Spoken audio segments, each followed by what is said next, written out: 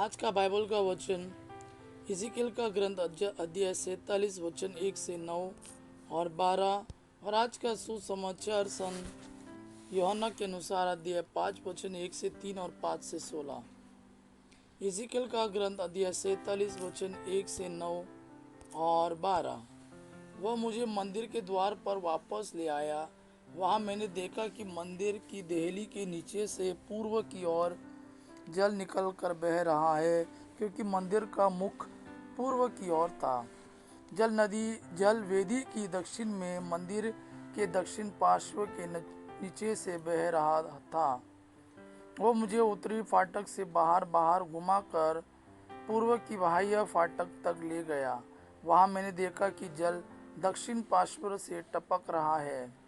उसने हाथ में माप की डोरी लेकर पूर्व की ओर जाते हुए 1000 हाथ की दूरी नापी। तब उसने मुझे जलधारा को पार करने को कहा। पानी टखनों तक था।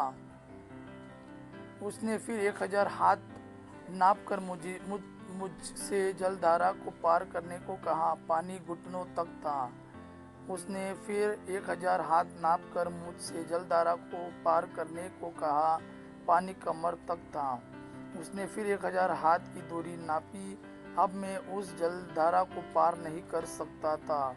पानी इतना बढ़ गया था कि तैरकर ही पार करना संभव था। वह जलधारा ऐसी थी कि उसे कोई पार नहीं कर सकता था। उसने मुझसे कहा, मानव पुत्र, क्या तुमने इसे देखा? तब वह मुझे ले गया और बाद में उसने मुझे फिर जलधारा के किनारे पर पहुंचा दिया। वहां से लौटने पर मुझे जलधारा के दोनों तटों पर बहुत से पेड़ दिखाई पड़े।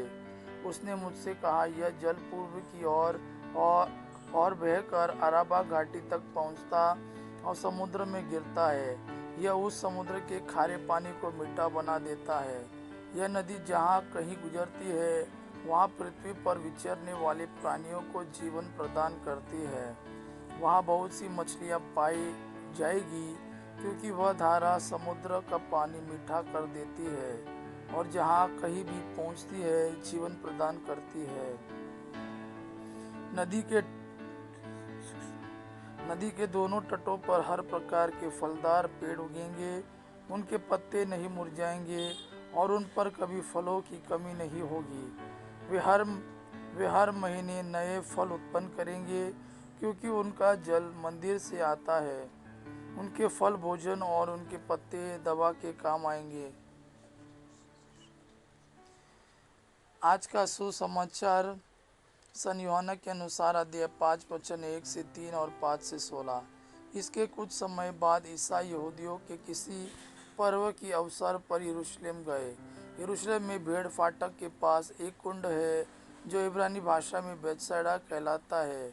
उसके 5 मंडप है।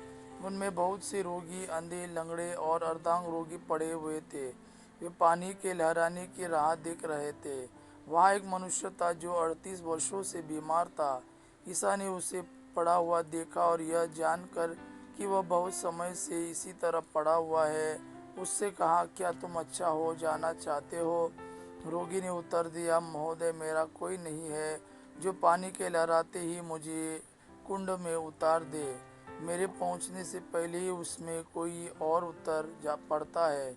ईसा ने उससे कहा, उठकर खड़े हो जाओ, अपने चारपाई उठाओ और चलो। उसी क्षण वह मनुष्य अच्छा हो गया और अपनी चारपाई उठाकर चलने फिरने लगा।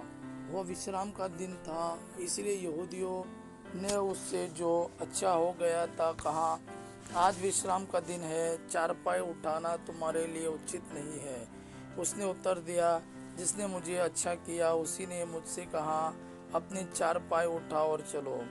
उन्होंने उससे पूछा, कौन है वह जिसने तुमसे कहा, अपनी चारपाई उठो और चलो?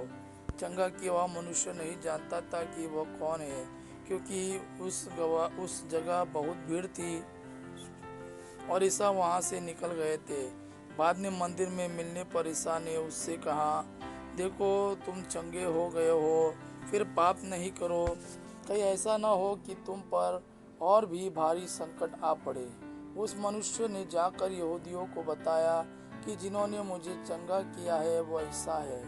यहूदी ईसा को इसलिए सताते थे कि वे विश्राम के दिन ऐसे काम किया करते थे। यह प्रभु का वाणी है। प्रभु को धन्यवाद। अब पिता की महिमा और पुत्र यीशु का प्रेम आप पर सदा सर्वदा बना रहे। आमीन।